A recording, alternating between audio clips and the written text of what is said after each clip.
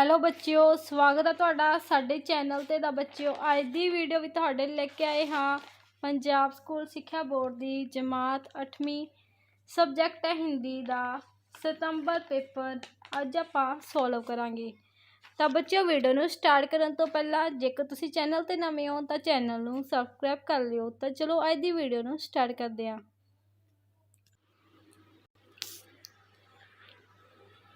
ਤਾਂ ਪਹਿਲਾਂ ਸਾਨੂੰ एक अंक वाले प्रश्न दिए गए हैं। निम्नलिखित में से कौन सा शब्द पर्यावरण की संधि है? चार ऑप्शन दिते ने। सही ऑप्शन इत्थे आ जाऊगी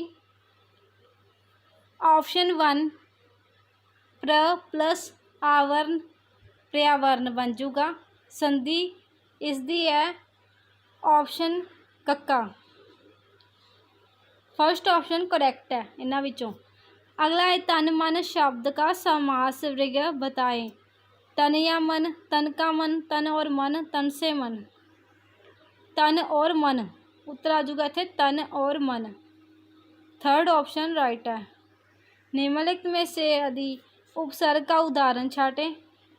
उदर, अधीन, अधिक, अधिपति। राइट आंसर इज अधिपति। लास्ट ऑप्शन राइट है। निम्नलिखित में से कायरता शब्द का सही प्रत्यय बताएं।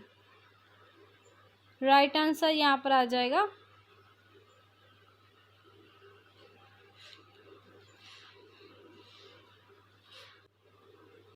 ता। लास्ट ऑप्शन घ ता। निम्नलिखित में से कौन सा शब्द मनुज का पर्याय नहीं है? राइट आंसर आ जाएगा मनु। निम्नलिखित में से भाववाचक संज्ञा शब्द चुने। कलाम, हामिद, बचपन, महमूद। राइट आंसर बचपन। निम्नलिखित में से कौन सा शब्द अतिशयवाचक सर्वनाम है? तो कौन है आश्चर्यवाचक सर्वनाम? कोई। सही ऑप्शन है ऑप्शन सेकंड ऑप्शन कोई। हमारा शहर रोशनी से जगमगा रहा है।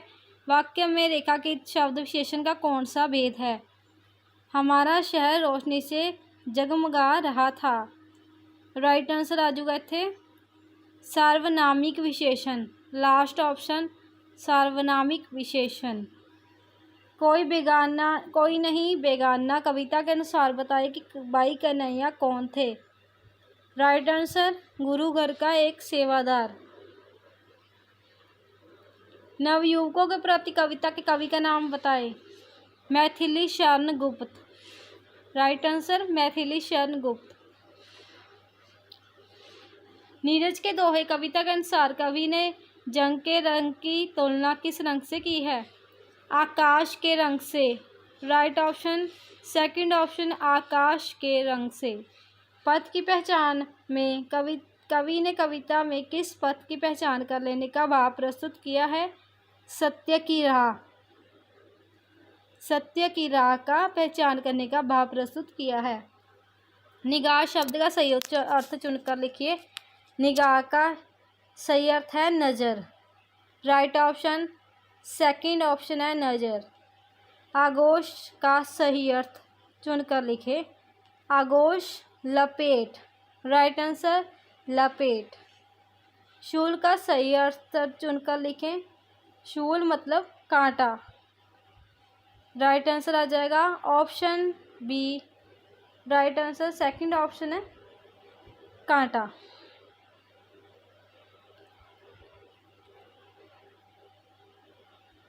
निम्नलिखित पद्यांश को पढ़कर 5 प्रश्नों के उत्तर दें। सब में गुरु का रूप देखता, सबकी सेवा करता था, हर प्यासे की प्यास बुझाता, दुख सभी के हरता था। संवृष्टि शिस्तु मित्र में दोनों उसको एक समान, हर घायल को पानी देना होना उसका पहला काम। उपयुक्त पद्यांश के अनुसार घायलों की सेवा पानी पिलाकर की जाती थी। तो ऊपर अपन जिमें कि पढ़िया है तो पानी पिला के की है सेवा। तो राइट आंसर आ जाऊगा तो हाँ। क्या भाई कन्हैया सब में गुरु का रूप देखता था? हाँ।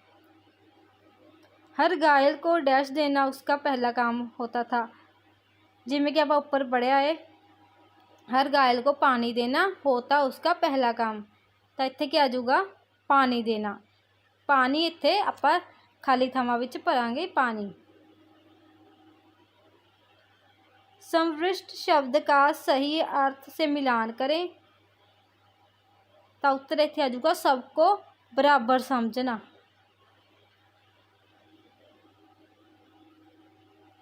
क्या पद्यांश का केंद्रीय भाव सबके साथ भेदभाव करना है? नहीं। निम्नलिखित प्रश्नों के निर्देश अनुसार उत्तर दें। तेली का पुल्लिंग शब्द तेलिन होगा, सही। ठीक। दवाई का बहुवचन दवाइयाँ होगा, सही। स्वस्थ शब्द का विपरीत शब्द है, मिलान करें। स्वस्थ मतलब तंदुरुस्त होता है, सेहतमंद होता है, और इसका विपरीत हो जाएगा रोगी। तो इसको रोगी के साथ मिलाएंगे, स्वस्थ रोगी। कर्मठ शब्द की भाववाचक संज्ञा होगी कर्मठा, कर्मठता। ठीक, राइट आंसर, सही। सूर्य का उदय होना के लिए एक शब्द होगा सूर्यास्त, गलत, सूर्य उदय होगा।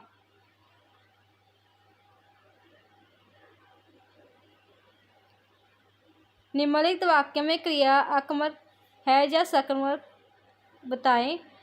उसने अपना वाहन रोक लिया। तो इतना भी तो दसना है। आक्रामक क्रिया है, सकारात्मक क्रिया है। तो राइट आंसर आ जाऊगा इत्थे सकारात्मक। रिक्त स्थान में उपयुक्त योजक शब्द का प्रयोग करें। दांतों डैश मसूड़े, मसूड़े के लिए भी मैं फ़ायदेमंद हूँ। दांतों और मसूड़ों के लिए भी मैं फ़ायदेमंद हूँ, और आ जाएगा। रिक्त स्थान पे उचित संबंध बोधक शब्द भरे। आज्ञा डैश किसी को ऐसा नहीं करना चाहिए। आज्ञा के बिना किसी को ऐसा नहीं करना चाहिए। डैश मुझे आपसे यही आशा थी। शाबाश मुझे आपसे यही आशा थी। उचित विराम चिन्ह लगाएं।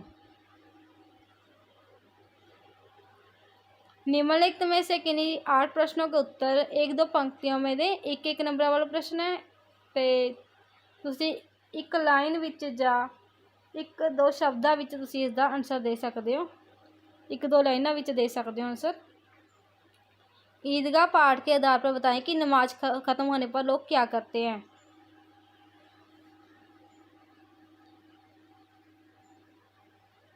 लोग आपस में गले मिलते हैं।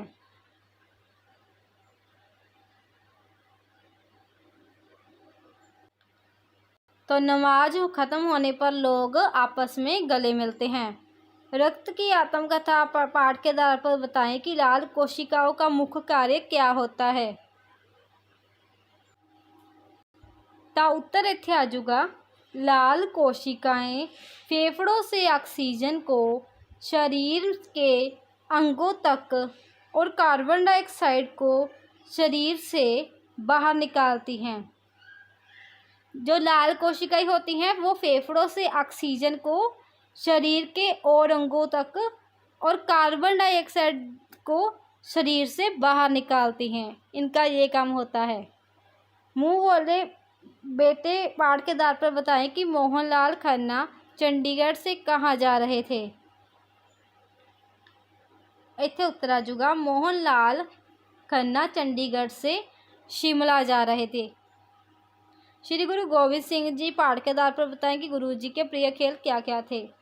गुरु जी के प्रिय खेल तलवार चलाना, घोड़सवारी करना और युद्ध खेलना था।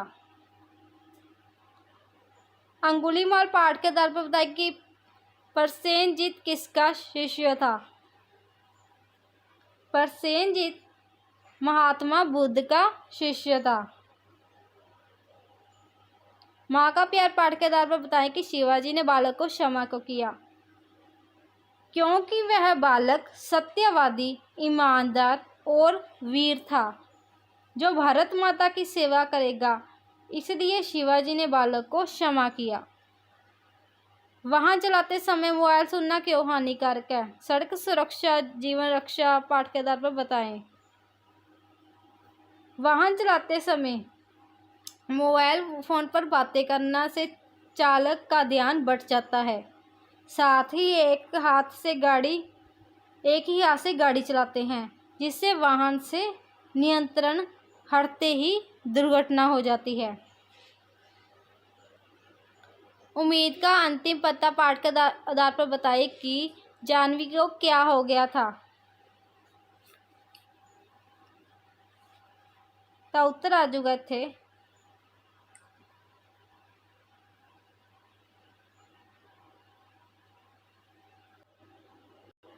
जानवी को निमोनिया हो गया था। जानवी को निमोनिया हो गया था। बाबा साहिब अम्बेडकर पाठ के आधार पर बताएं कि बाबा साहिब अम्बेडकर का जन्म कहाँ, कब और कहाँ किसके घर हुआ था। मध्य प्रदेश में महू में स्थित बाबा साहिब अम्बेडकर को समर्पित एक स्मारक है। यहाँ बाबा साहिब अम्बेडकर का जन्म स्थान है। इनका जन्म 14 अप्रैल 1891 को महू में हुआ था। नेत्रदान पाठ के आधार पर बताएं कि नेत्र संकल्प का क्या अर्थ है। मृत्यु के पश्चात नेत्रों का दान, यह है नेत्र संकल्प का अर्थ। तो मृत्यु के बाद नेत्रों का दान जो, इसे कहते हैं नेत्र संकल्प का अर्थ।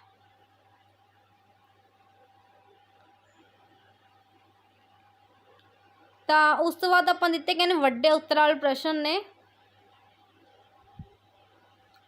साइंस सिटी पार्ट के आधार पर बताइए कि फ्लाइट सिमुलेटर और अर्थक्वेक सिमुलेटर में क्या अर्थ है। कश्मीर यात्रा पार्ट के आधार पर बताइए कि हाउस बोट के बारे में आपने क्या जाना।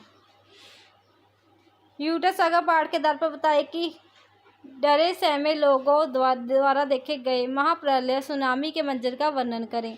नेत्रदान पाठ के आधार पर बताएं कि नेत्रदान में से क्या लाभ है। तो आगे अपन होर दिते क्या प्रश्न, विशेषण किसे कहते हैं, उदाहरण सहित बताओ। तो इतने उत्तर आ जाऊगा। विशेषण संज्ञा या सर्वनाम शब्दों की विशेषता बताने वाले शब्दों को विशेषण कहते हैं। विशेषण किसी वस्तु का अप्रत्यक्ष नाम होता है। सर्वनाम की भांति ही विशेषण भी एक तरह की संज्ञा होता है। जैसे नीला आकाश, लंबी लड़की, छोटा लड़का, मोटा आदमी, सफ़ेद गाय, सुंदर, नीला, लंबी, छोटा, मोटा, सफ़ेद, सुंदर इत्यादि संज्ञा शब्दों की विशेषता बता रहे हैं। विस्मय बौद्धिक की परिभाषा उदाहरण सहित लिखें। तो उत्तर आ जाऊगा। जिन वाक्यों में आश्चर्य, हर्ष, शोक, घृणा आदि के भाव व्यक्त हो उन्हें विस्मय बोधक वाक्य कहते हैं।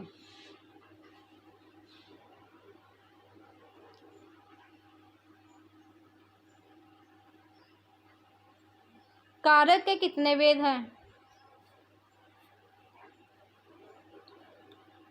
उनके नाम लिखें। हिंदी में 8 कारक होते हैं। कर्ता कारक, कर्म कारक, कारण कारक, संप्रदान कारक, अपादान कारक, संबंध कारक, अधिकरण कारक, संबोधन कारक। तो अगे दिते गए हैं तुहानू मुहावरे। काम तमाम करना, राग अलापना, धीरज बंधाना, आंखें खुलना, लुत्फ उठाना, राय का पर्वत बनाना। लास्ट विच एप्लीकेशन अते अनुच्छेद निबंध।